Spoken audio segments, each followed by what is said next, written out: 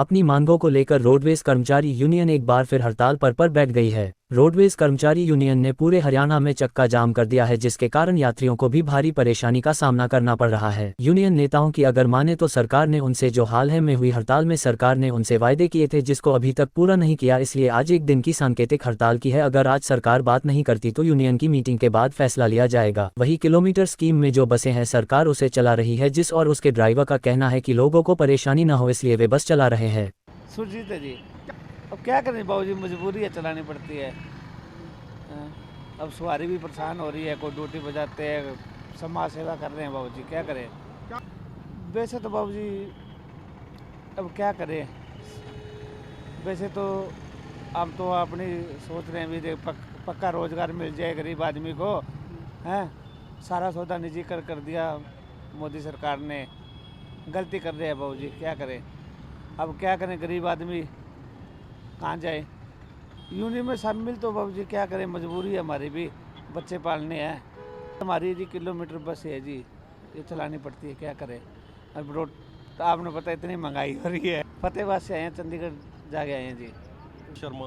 प्रमोद जी कहाँ जाना? हमें पेवा जाना है सर, और सवेरे आधे घंटे से खड़े हैं, पौना घंटा हो गया, अभी तक रोडवेज की कोई बस कोई और साधन नहीं है पेवा के लिए। हाँ स्ट्राइक है, पेपर में कल पढ़ा था हमने, तो मेरे को उम्मीद नहीं थी कि मतलब आज मॉर्निंग में आके रियलाइज़ हुआ कि मैंने कल पढ़ा था और आज बस मिल नहीं रही। बस देखें सर, वेट कर रहे हैं कोई और रोडवेज आ जाएगी, उसमें देखते हैं, जाते हैं कोई अदर रोडवेज में।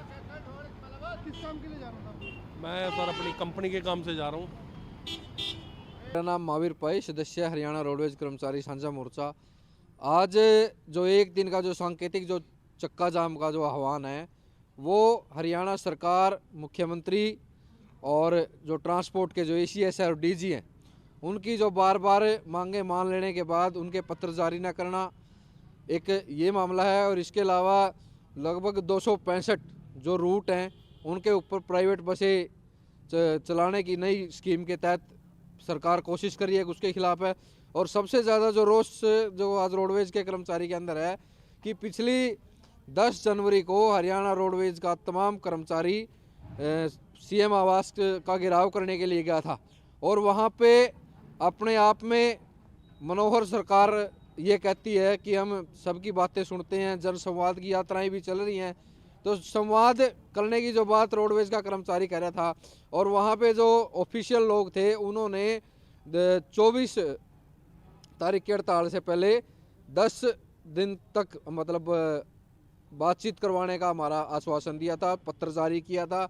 लेकिन CM साहब की तरफ से, चीफ सेक्रेटरी के ऑफिस की तरफ से या और रोडवेज के किसी भी अधिकारी की तरफ से कोई प्रयास नहीं किया गया कि रोडवेज कर्मचारियों की संगठन से बात करके इनकी मांगों का समाधान किया जाए।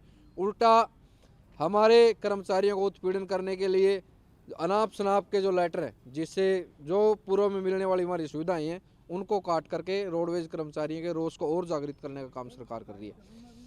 आगे फिलहाल अभी तो ये एक दिन का सांकेतिक चक्का जाम है, और फिर भी यदि सरकार नहीं मानती तो शाम को हरियाणा रोडवेज कर्मचारी साझा मोर्चा के जो टॉप की जो लीडरशिप है वो बैठेगी और विचार करेगी। आगामी जो आंदोलन है सरकार के ऊपर डिपेंड है, गेंद सरकार के पाले में साझा मोर्चा ने फेंक दी है। अब सरकार कैसे उसके साथ खेलना चाहती है, साझा मोर्चा उसी।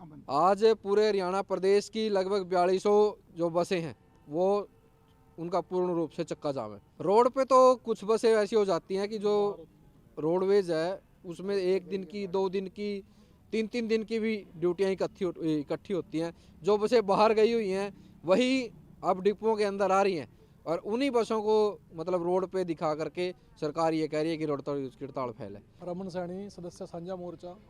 आज की जो हमारी हड़ताल है वो पूर्ण रूप से कामयाब है। हम सरकार को ये बिल्कुल चेताना चाहते हैं। साझा मोर्चा ने फैसला लिया था कि हम 1 दिन की हड़ताल करेंगे, वो पूर्ण रूप से कामयाब होने के बाद आज शाम को फिर दोबारा साझा मोर्चा समीक्षा करेगा। और अगर सरकार द्वारा फिर भी कोई बातचीत के लिए निमंत्रण नहीं आता और साझा मोर्चा उससे संतुष्ट नहीं होता तो शाम को जो भी बातचीत आगे रखी जाएगी उसके लिए पूर्ण रूप से पूरा हरियाणा तैयार है। अब भी कुछ गाड़ियां जो कहा जा रहा है कि चल रही हैं वो सरकार द्वारा बिल्कुल बरगलाने का काम किया जा रहा है, क्योंकि कुछ जो गाड़ियां बाहर होती हैं वो अपने डिपो की तरफ दोबारा जा रही हैं और कुछ तकरीबन 1-2 घंटे बाद बिल्कुल पूरा हरियाणा बिल्कुल चक्का जाम होगा। और अम्बाड़ा भी बिल्कुल बंद पड़ा है, सिर्फ 10-12 गाड़ियाँ जो उन्होंने ज़बरदस्ती भेजने की कोशिश की है, वो भी गाड़ियाँ रास्ते से वापस आ रही हैं।